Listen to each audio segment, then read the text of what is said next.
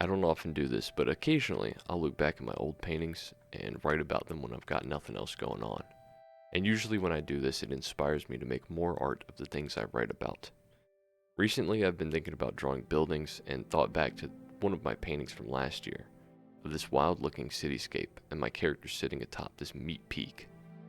So while writing about it, I came up with wild ideas about life in this city, the people and the planet that this city belongs to, leading me to subconsciously have this in mind.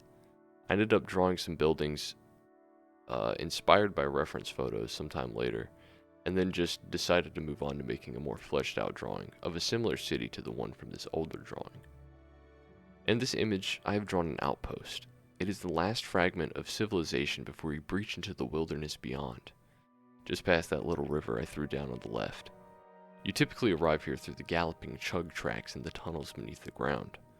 In this outpost named BELTEST, the inhabitants welcome and prepare adventurers who are advanced of mind, those that seek individual potential outside of civilization. The BELTEST folk pride themselves on their big fancy hotel and the connected cafeterium as well as their provision factory, responsible for providing these adventurers with the necessary supplies for a long and treacherous journey into Transcendence. They also provide adventurers with a chapel in which they can pray for safe returns to society if they so wish. But mostly those of the adventurous mindset pray to never return and to live out a prosperous life beyond civilized society and accept death as the only other alternative. Succeed or die trying. The citizens of Beltest are actually composed of adventurers who safely returned from their wild lives and decided that indeed the wild life just wasn't for them.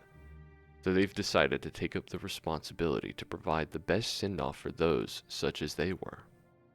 It's your last cozy spot to celebrate before you break free from those chains of civil society and become truly free. Beltest also provides any adventurer with a mount, horses of course, that assist in hauling you and your goods off in style.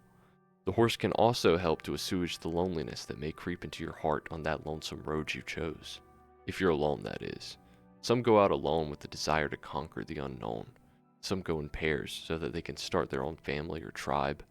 Some go because they feel they have no other option, no sense of belonging anywhere around anyone.